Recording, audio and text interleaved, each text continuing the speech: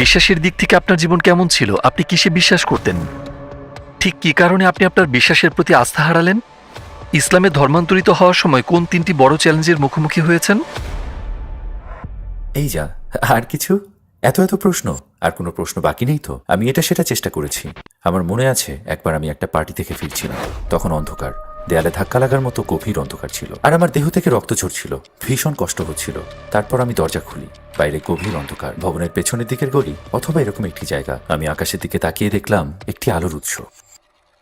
সে তো যিশুর ভঙ্গিতে প্রার্থনা করছে।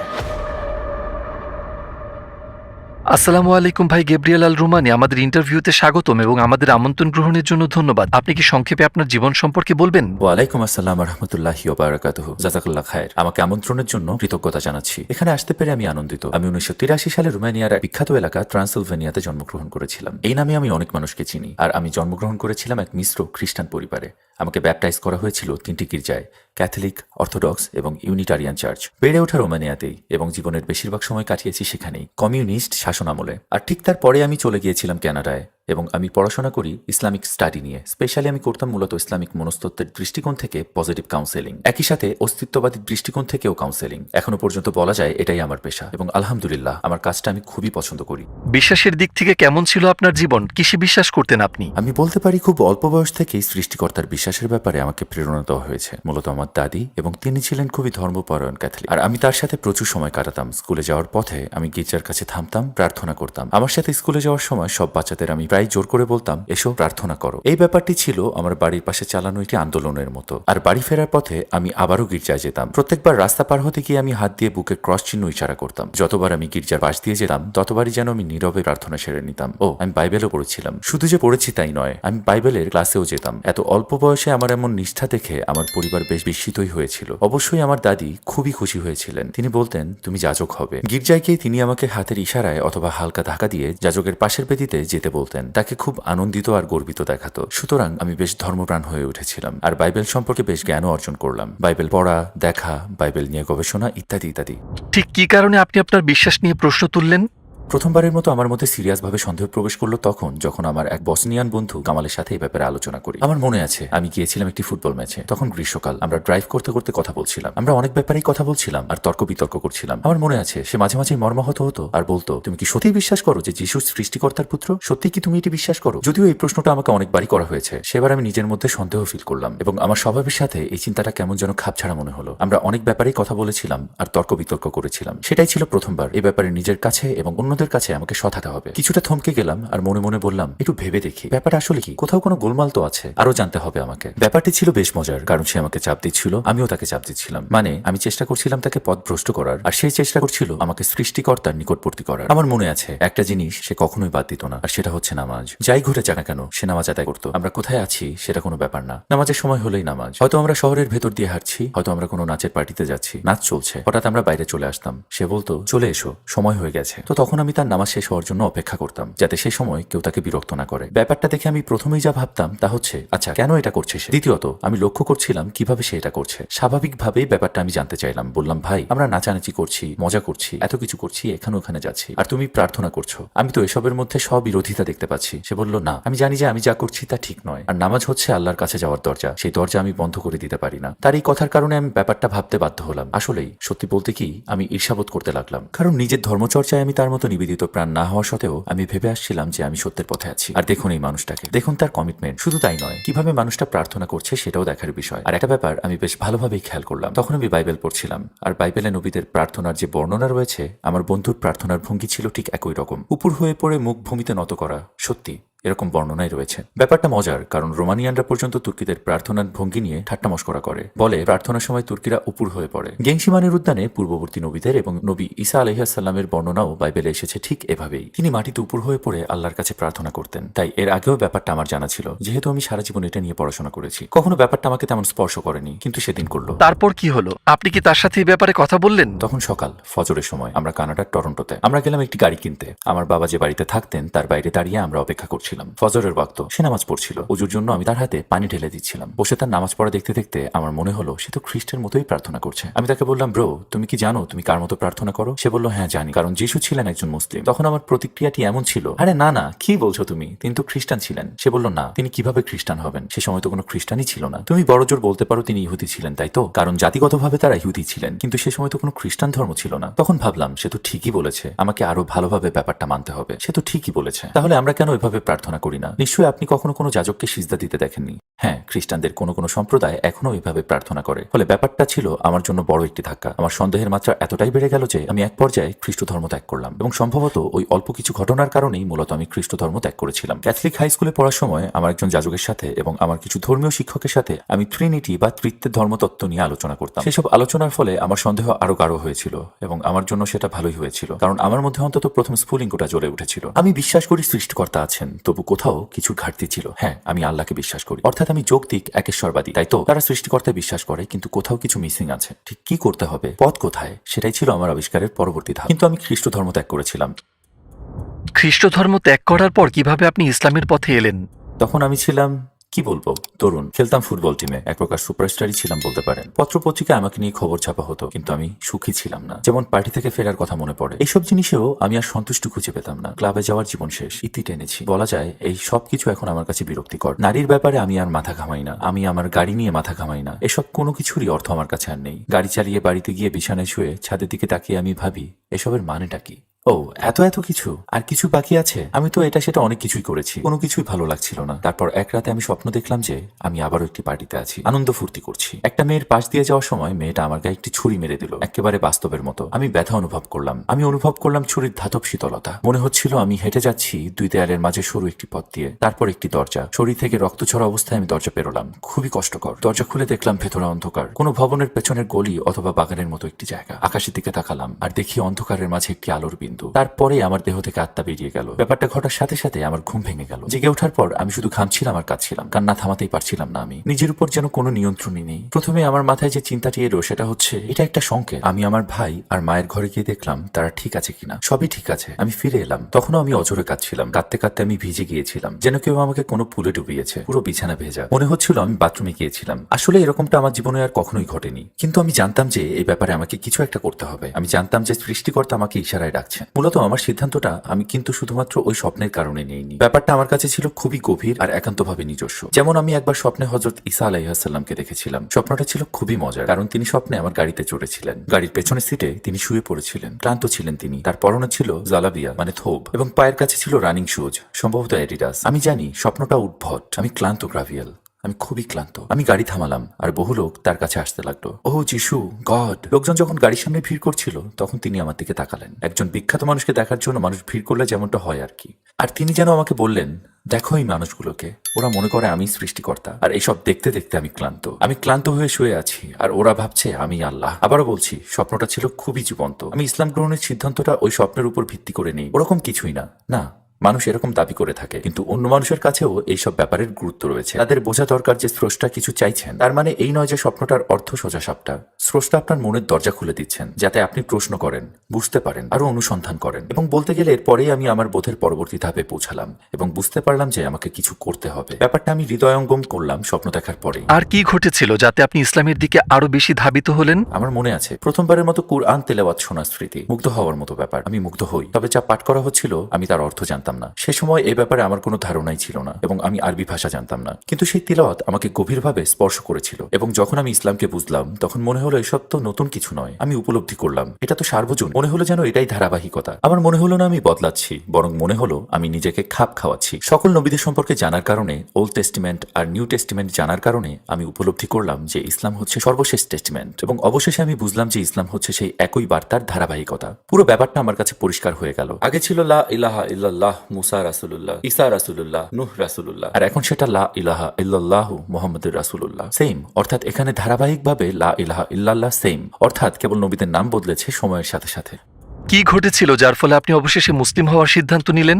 বিশ্ববিদ্যালয়ের প্রথম দিন, এবং সেখানে আবার দেখা হয়ে গেল কামালের সাথে। সে ছিল লাইব্রেরিতে, এবং সে সময় ইন্টারনেট ব্যবহারের সুবিধা ছিল শুধুমাত্র কিছু নির্দিষ্ট স্থানে। আমি মৃত্যু সম্পর্কে একটি ভিডিও দেখছিলাম। ভিডিওটা ছিল আহমেদ বুখাতিরের নাশিদ লাস্ট ব্রেথ শিরোনামের একটি ছোট্ট অ্যানিমেশন। তাতে মৃত্যুর ব্যাপারে কথা আছে। যখন আমি ওটা দেখলাম, ওটা আমাকে এতই গভীরভাবে স্পর্শ করলো যে আমি ভাবতে লাগলাম, যদি আমি কালই মরে যাই, কেন দেরি করছি আমি? কথা প্রসঙ্গে বলে রাখি, সে সময় আমি প্রতি রাতেই কুরআন পাঠ করতাম, অন্তত এক পাতা করে, খুবই উচ্ছ্বাসের সাথে। মনে আছে, কুরআন পড়াটা আমার অভ্যাসের মতো হয়ে গেছিল। প্রতি রাতেই আমি একটু একটু করে পাঠ করতাম, কিন্তু আমার মনে হতো যেন আমি কুরআনের সাথে বিতর্কে লিপ্ত হচ্ছি। আমার যত প্রশ্ন আছে, ক্রমেই সেসবের উত্তর আসছে কুরআনের পাতা থেকে। মনে মনে আমি আরো যেন প্রশ্ন করে যাচ্ছি। আমি বলছি না, তারপরই আবারও পেয়ে যাচ্ছি উত্তর হ্যাঁ, এবং তারপর আমি বাড়িতে ফিরে যাই। আর অপেক্ষা করতে পারছিলাম না। আমি কুরআন রেখে দেই আমার শিওরের পাশে। এই পড়াটা ছিল এক প্রকার যুদ্ধের মতো, এবং সত্যিই তাই, বুঝলেন? বহুবার আমার মনে হয়েছে যেন কুরআন আমার সাথে কথা বলছে। মানুষের প্রতিক্রিয়া ছিল মোটামুটি এইরকম। ব্যাপারটা কি? মূল কথা, আমি বরং এটা তুলে নিবই নিব। আর আমি কুরআন তুলে নিতাম। আমার মনের মধ্যে কিছু একটা কাজ করতো, হয়তো কোনো একটা প্রশ্ন উকি দিত, আর আমি কুরআন খুললেই আমার প্রশ্নের উত্তর পেয়ে যেতাম। আর যেই অনুভূতিটা হয়, বুঝলেন? যেমন ধরুন, আরে করছোটা কি তুমি? আল্লাহ দেখছেন, আল্লাহ যেন কথা বলছেন। সেজন্যই একজন উলামা বলেছিলেন, তুমি যদি আল্লাহর সাথে কথা বলতে চাও তাহলে দোয়া করো, আর তুমি যদি চাও আল্লাহ তোমার সাথে কথা বলুক তাহলে কুরআন তেলাওয়াত করো। ইসলামের পথে আপনার এই যাত্রায় সর্বশেষ পদক্ষেপগুলো কি ছিল? ইসলামের পথে আপনার এই যাত্রায় সর্বশেষ পদক্ষেপগুলো কি ছিল? হয়েছিল কি, একদিন ঘুম থেকে উঠে লক্ষ্য করলাম কিছুই আমার ভালো লাগছিল না, কিছুই না। তখন মনে মনে বললাম, কিসের জন্য অপেক্ষা করছো তুমি? সত্য তো তুমি পেয়েই গেছো, এটাই সত্যি। বিশ্ববিদ্যালয়ে গিয়ে বন্ধু কামালকে দেখে বললাম, আজ রাত তোমার আমার বাড়িতে আসতে হবে, একটা ব্যাপারে তোমার সাহায্য প্রয়োজন। তো সে বলল, তুমি কি ঠিক আছো? আমি বললাম, তুমি শুধু আসো। সে বলল, ঠিক আছে, কোনো সমস্যা নেই, আমি আসবো। তখন পরীক্ষা চলছিল। আমি আমার বাড়ির উপরতলায় কয়েকজনের সাথে পড়াশোনা করছিলাম। কামাল আমাকে নিচতলা থেকে ডাকলো, আমি এখানেই আছি, চিন্তা করো না, আমি আসছি। গেলাম নিচতলায়, তখন রাত। আমি শুধু তার দিকে তাকালাম। সে বলল, কি হয়েছে ভাই, তুমি কি ঠিক আছো? আমি বললাম, আমি মুসলিম হতে চাই। সে বলল, আমি জানতাম, আমি এটা জানতাম। আমি বললাম, তুমি কি বলতে চাইছো? সে বলল, দীর্ঘ সময় ধরে আমরা একসাথে তারাবির নামাজ পড়ছিলাম, সে কথা কি তোমার মনে আছে? সে বলল, আমি সিজদায় গিয়ে আল্লাহ তাআলার কাছে প্রার্থনায় বলেছিলাম, এই মানুষটা তোমার অনুসন্ধান করছে, তুমি তাকে ইসলামের পথে চালিত করো, তাকে তৌফিক দান করো ইসলামকে আলিঙ্গন করার। সে শুধু বলল, আমার সাথে বলো। আমি তার আগেই জানতাম কি বলতে হবে। তখন আমি কালিমা শাহাদাত উচ্চারণ করলাম। মনে হলো আমার শরীর থেকে একটা ভার নেমে গেল, শুধু ওই শব্দগুলো বলার কারণেই। সেই রাতে আমি ঘুমালাম অন্যরকম প্রশান্তির ঘুম। আপনি ইসলামের ধর্মান্তরের পর আপনার পরিবার এবং কাছের মানুষ কেমন প্রতিক্রিয়া দেখিয়েছিল? মনে পড়ে সর্বপ্রথম কথাটা আমি বলেছিলাম আমার মাকে। তিনি একটু চিন্তিত হয়ে পড়েছিলেন, কারণ আগে আমার যেসবের পক্ষপাতিত্ব ছিল সেগুলো তার মধ্যেও ছিল। ব্যাপারটা বোধগম্য। শুরুর দিকে আমরা একটু তর্ক বিতর্ক করেছিলাম, এবং তিনি ইসলাম সম্পর্কে কিছু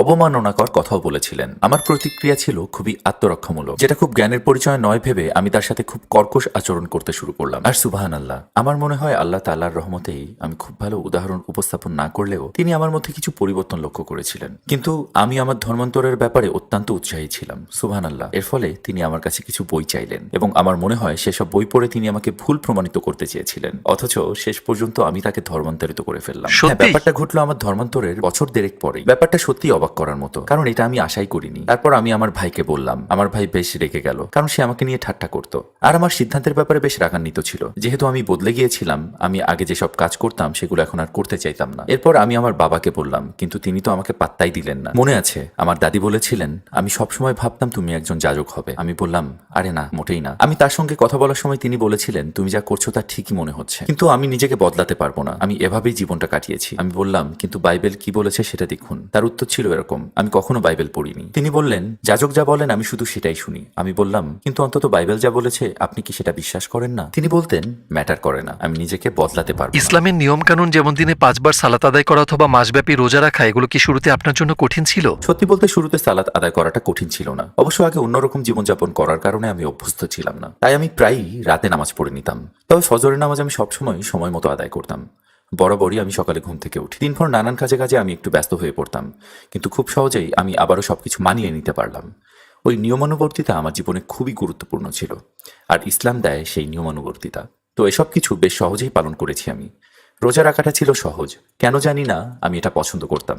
ইসলামের ধর্মান্তরের সময় আপনার জন্য সবচেয়ে বড় 3টি চ্যালেঞ্জ ছিল কি কি? প্রথমটা হচ্ছে সাপোর্ট। মনে রাখতে হবে আমরা সবাই সামাজিক প্রাণী। আমাদের দরকার হয় ভালোবাসা, দলভুক্ত থাকা। আমাদের দরকার হয় অন্যের কাছে গ্রহণযোগ্যতা আর মূল্যায়ন পাওয়া।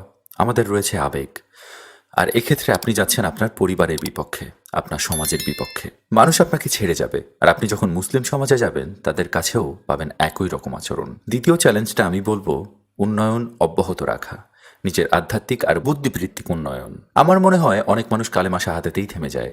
ইসলামে আসার আগে তারা খুব অনুসন্ধান করে, গবেষণা করে, পড়াশোনা করে, কিন্তু যখনই তারা মুসলিম হয়ে যায় তাদের আধ্যাত্মিক অগ্রগতি থেমে যায় জ্ঞান আহরণ। আর আমার মতে সর্বশেষ চ্যালেঞ্জটা হচ্ছে বিয়ে, কারণ মানুষের দরকার হয় ভালোবাসা আর সঙ্গ।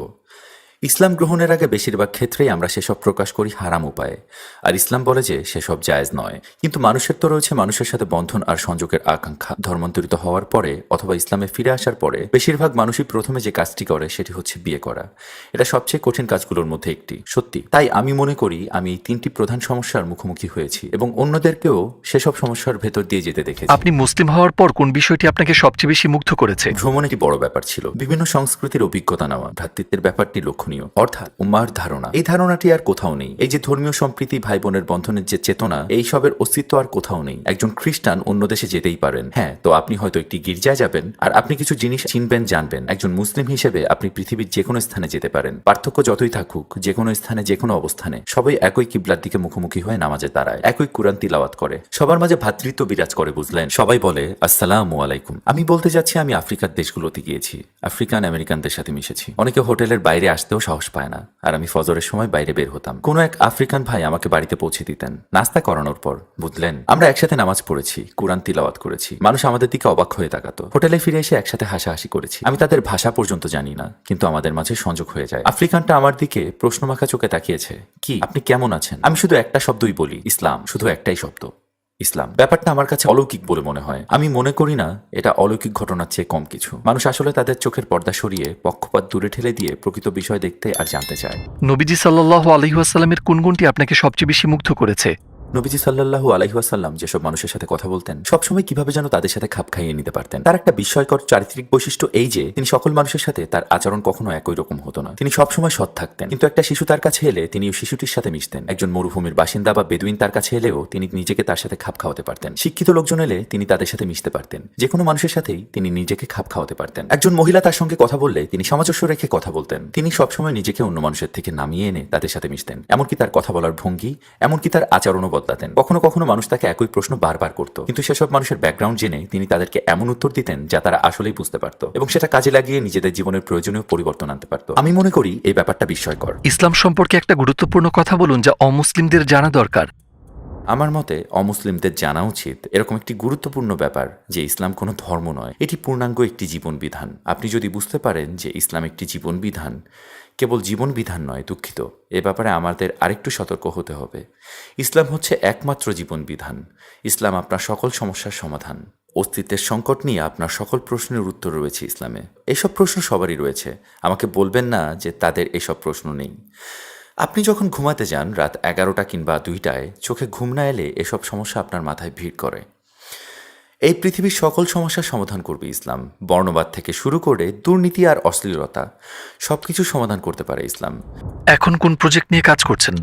বর্তমানে আমি 2টি কাজে মনোনিবেশ করেছি, শিক্ষা আর কাউন্সেলিং। কেননা ইসলামে আমি বেশ নতুনই বলা যায়। আমি বুঝতে চেষ্টা করছি কোথায় আমি কাজে লাগতে পারি, মুসলিম উম্মার কোন সমস্যাগুলো সমাধান আমি করতে পারি। আমি উপলব্ধি করছি যে শিক্ষা খুবই গুরুত্বপূর্ণ এবং আমার সক্রিয়তা এখন মূলত রোমানিয়াতেই। অমুসলিম ও মুসলিম রোমানিয়ানদের শিক্ষাদান করছি। আমরা রোমানিয়ান ভাষায় এমন কিছু বই যেগুলো আগে কখনো এই ভাষায় অনুদিত হয়নি, যেমন আল মুক্তাসার ফি তাসফির। রোমানিয়ান ভাষার কোনো তাফসির গ্রন্থ নেই, তাই রোমানিয়ান ভাষায় অনুদিত প্রথম তাসফির গ্রন্থ এটাই। তাই নিশ্চিতভাবে এটি হবে আমাদের বড় সাদকায়ে জারিয়া, ইনশাল্লাহ। এছাড়া আমরা কুরআন সহ আরো কিছু বই অনুবাদ করেছি, শিশুদের জন্য ক্লাস, বড়দের জন্য ক্লাস এবং সাধারণভাবে বিভিন্ন অমুসলিমদের দাওয়া।